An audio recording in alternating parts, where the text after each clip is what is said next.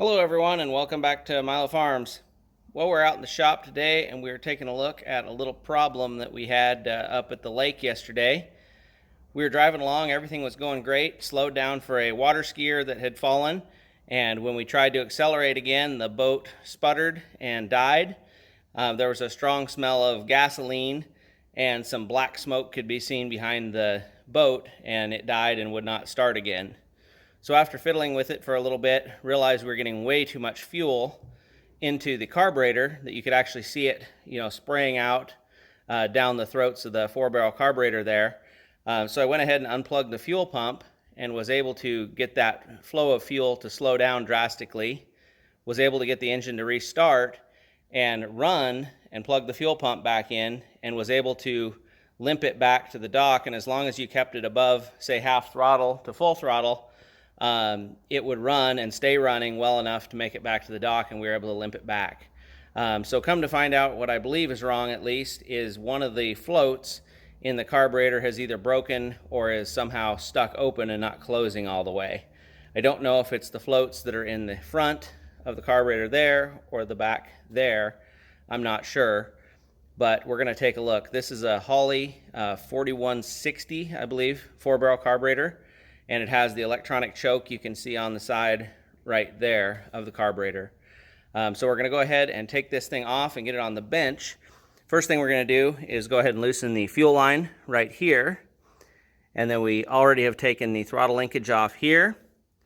And then take the 4 bolts that are around the corners of it off. And then also unplug the power wire here for the electronic choke. And then we'll try to get the carburetor off at that point. Take it over to the bench. So we'll go ahead and give that a shot.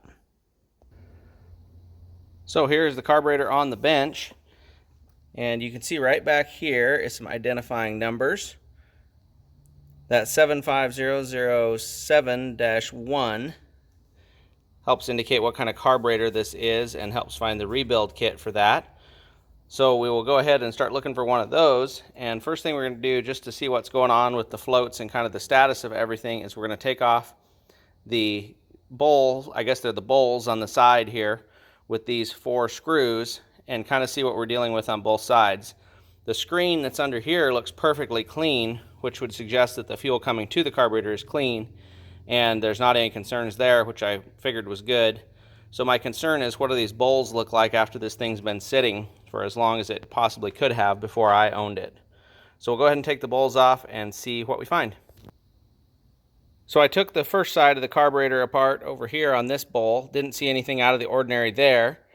Then went over to this side on the secondary side and took it apart, and I found this screw, the one with the red mark on it there, sticking out just like that.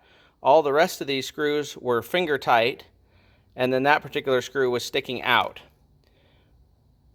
So what I'm going to do is, I already put some red grease on here and put the cover back on to try to see where it was going to mark on the cover if by chance it was rubbing on this float. The float seems like it's sitting a little high compared to the other one. The other one was about level, something like that maybe. This one is almost touching the bowl. So I'm going to go ahead and put that grease on there and see where it ends up touching and see if it could possibly be interfering with that float and holding it open. So there is the issue right there. You can see that's where the screw stuck, and when the float comes up, it pushes on that screw. I'm going to do one more experiment by taking that float out of there altogether and see where that screw sticks, if we're correct on what we're thinking there. But right now, with the float pushed up, more than half of the screw is onto that kind of cream yellow colored part there on the left. So I'm going to take the float out, and then we'll try that experiment with the grease one more time and see where that sticks. So there's our answer. That's the issue right there. The secondary side float was being stuck open by that screw that worked its way out. So the screw, as you can see now, is more than halfway off of that plastic piece, and that clearly is in the spot where it would interfere with the float coming up.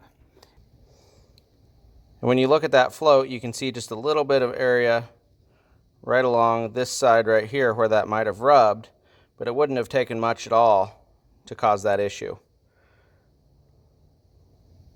So we're going to go ahead and order a rebuild kit for this and try to rebuild it as best we can. What's interesting about it is it's very, very clean inside on this side over here. On this side, it's also very clean, with the exception of that gasket that's totally different than the gasket on the other side. But then under this plate, there's also some debris. So I'm going to go ahead and take the other side off and compare. But this is where we'll stop for today. We're going to go ahead and clean this up a little bit and order a rebuild kit. I bought this carburetor kit from the auto parts store. That seemed to be the quickest route that I could get the parts that I needed. The only thing at this point that I needed was just the gaskets for those outer bowls that got damaged taking it apart. And so I got the pieces out of this kit that I needed. It had a whole bunch of extras that don't even fit this carburetor here. It looks like there's also some pieces that look like they fit but don't fit, like this particular piece here. The one that I had was different and shaped different. But either way, we had enough parts to get through what we needed to do. This is a small pile of some of the pieces that I replaced here. I replaced the seals on the fuel line where it crosses over, and a few other things that needed to be replaced while I was in there. I lost some of the video footage from that, but we did get it all swapped back out. It looked like this, I think this is the accelerator pump. This thing was leaking a little bit at the bottom, so I replaced that. Got it all cleaned up and put back together. So here's what it looks like back together again. Everything seems to be the way it was. I didn't take the whole thing apart because it was really super clean inside, but I did tighten up the bolts on that plate after I replaced the gaskets around it. Adjusted the one float that was totally different than the other one, so they're level all the way across.